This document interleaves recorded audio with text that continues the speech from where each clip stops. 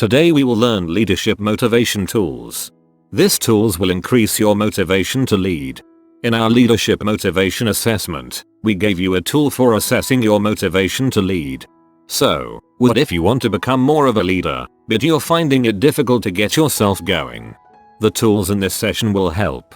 First we look at the demotivation demolisher. Next we look at the need effort bridge. And finally we look at passion propulsion, demotivation demolisher, kill the killjoy. The first step in building motivation is to identify what demotivates you, and then tackle the problem head on. We look at the day-to-day irritations that demotivate you and distract you from doing a good job. Whether do you want the responsibility as well as the rewards of leadership?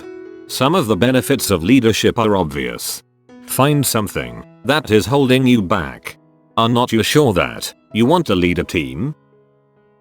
Now, watch the short story. Rusa Jackson, she had just been promoted to lead a product development team in a different department of the engineering company at which she worked. She felt that she had been promoted because of his expertise and the quality of her work, and she was proud that he'd been chosen. However, she felt uncomfortable in his new role. She was confused about what was expected from her. She had little experience of leadership before, and she felt out of his depth in dealing with the people issues she was now expected to handle. What was worse was that he instinctively felt that the team was expecting things of her that she didn't know how to give. All in all, she was questioning whether she'd made the right move and whether she should return to his previous job. Fortunately, Rusa had enough insight to recognize the importance of these issues and to identify the detailed issues she was experiencing. And when she listed the points out, it all became clear. What she needed was training in basic supervisory skills and help in applying them. So, she approached her boss and put a persuasive case for a particular training course. And she also made sure that she got regular coaching on the issues she faced, which helped put the theory she learned into practice. Now she's ready to face her new responsibilities. Friends, you have seen one business case film. Hope you have enjoyed it. Now, watch another short business case film. Maxon, an executive, had just joined a new firm. He had set a target for himself. Within a year he would take over as the team leader. He knew he had the capability and was prepared to work hard enough. At first, this confident and enthusiastic man was the first to volunteer for any new assignment, and he often worked late hours. But a couple of months later, he started losing his enthuse. He was distracted, would tire easily, and somehow just couldn't come up with any more great ideas. Maxon knew he would fail in his ambition if things went on this way, so he made a conscious decision to tackle the problem. First he acknowledged that he had lost motivation. Then he tried to analyze why. He came up with 3 reasons: uncooperative team members, boredom, and his office being positioned bang next to the welding shop. Maxon figured he could tackle at least one problem immediately: the office placement. He asked the boss for a move to another office space, and got it. The other 2 issues he is still grappling with, but at least he knows they exist and is consciously working on fixing them, so his motivation is rising again. If you too suffer from either of these issues of motivation, take a leaf out of these 2 professionals' book. First, set aside 15 minutes to note down the things that steal your motivation, whether these are things that undermine your motivation to lead, or are general irritants that are undermining your self-motivation. You can draw up a table like this and list them under the demotivator column. Done with the list? Now you are ready to take on the challenge of tackling the killjoys. Start by considering whether the demotivation attacks are occasional, circumstantial things, triggered by circumstantial factors, the visit of a difficult top boss, or being under the weather, or are they habitual, typifying your working style, leaving tasks unfinished, or saying yes to everything irrespective of whether you can do it. Mark the cause, circumstantial or habitual, in your table. Next comes the solution column. If circumstantial factors bother you, then get a grip on exactly what is it that switches you off, and try to neutralize the cause. For Maxon, it was being next to the welding shop. He just didn't feel like working and was distracted by the irritated welding sound. Once the demotivator was identified, he pushed his boss to allot him another workspace, and his work improved. You may not be able to fix your problem immediately, but at least write down the solution. However, if the demotivator is a recurring habit, you have to acknowledge it as a serious issue, which may undermine all the good work you want to accomplish. You need to make concerted effort to bring motivation and passion to the activity. Our next tools will show you how to achieve this. Zero in on the correct tools and list them in your solutions column. One of the key figures in the development of the theory of motivation was Frederick Hertzberg, who closely studied the sources of employee motivation in the 1950s and 1960s.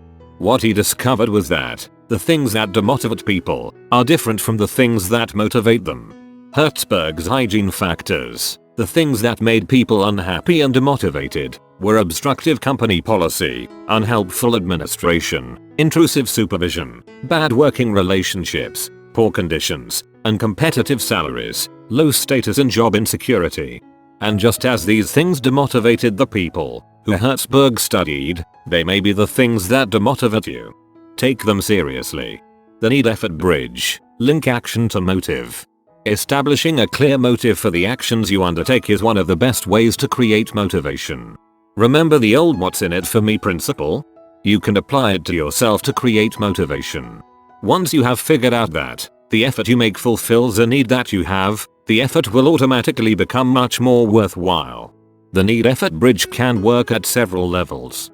At the very basic level, you make an effort at your job because it fetches you money and helps you fulfill your material needs. At another level, you make an effort at your job because you feel that by performing it well, you are helping your company achieve a better goal, and this makes you feel good about yourself. Remember Frederick Hertzberg. The things that he discovered motivated people weren't just the opposite of what demotivated people. Instead, Hertzberg's motivators were achievement, recognition for that achievement, an enjoyable job, responsibility, growth, and advancement. Now, Hertzberg didn't particularly believe in the power of money as a motivator. Whether you do or not depends on the way you think, and may be cultural, so pick the motivators that most motivate you. Now, let us go back to the demotivator lists that you drew up earlier. Let us say that, after identifying the demotivators, you realize that you can't do anything much about most of them. Then it is time to figure out why you are putting up with these demotivators. Is it since you have set up a solid, important requirement for your exertion, or is it idleness? If you are not sure about the answer, try the following exercise. Need-effort establishment exercise. Take a piece of paper and divide it in two. Head up one half needs and the other effort. List the needs you have. These could be anything from owning a new car to finding love.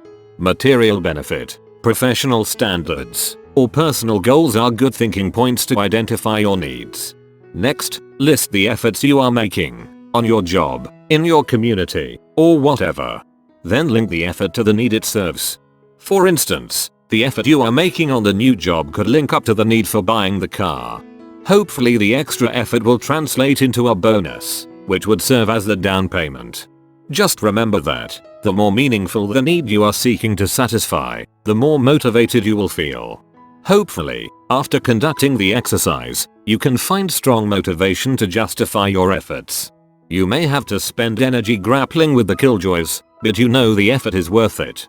However, if you cannot find this motivation, then maybe it is time you contemplated channeling your efforts in a different direction. What should this different direction be? Our next tool, Passion Propulsion, helps you arrive at an answer to this question. Passion Propulsion. Find your passion. Use it to inspire and enthuse. Ralph Waldo Emerson said, "Nothing great is ever achieved without passion. Passion is a great motivator. It is what gives the ultimate meaning to your actions." Being fiercely passionate about goals and targets helps give you an edge, and helps you inch closer to your leadership position. However, passion has to be handled with precision. You don't want to fritter away the energy it gives you. A much better idea would be to identify it, and then use it with laser-sharp focus to achieve your goals. This tool helps you do this. It operates at two levels. Firstly, it helps you identify goals that you are passionate about, and secondly, it shows you how to direct your passion energy. Step 1. Define your passion. What fires you up? For some people the answer to this question is very obvious. For others, it is a little more difficult. If you are facing difficulty giving a definite answer, set aside 30 minutes to answer 3 questions. What would I want my life to be like when I am 60? What do I want to have accomplished 5 years from now? What are the 3 things I would want to do if I only had 6 months to live? Each question will have several answers. Choose the top 3 answers for each question. Now, out of the 9 goals you have identified, select the 3 that look most important to you. You should naturally be passionate about achieving them. If not, you may need to set goals that are on a grander or more beneficial scale. Step 2. Harness passion energy. Once you have set inspirational goals, work out what you need to do to achieve them. Identify the key data and training you have to accomplish them adequately, and think through the tools you'll need and the people you'll need support from on your way. Make a professional, rational, well thought through plan, and then use it to turn your goals into reality. Our next session, Core Leadership Theories, where you will learn the foundations of leadership. If you like our video and want to get more video on management, please subscribe our channel and share this with your peer groups. You are also invited to our Facebook group. If you are a manager, inspiring business leader, management trainer, practitioner, entrepreneur, student, please subscribe our YouTube channel and join our Facebook group. The name of our Facebook group is Prabix Management Academy. Please subscribe and join us. Cheers.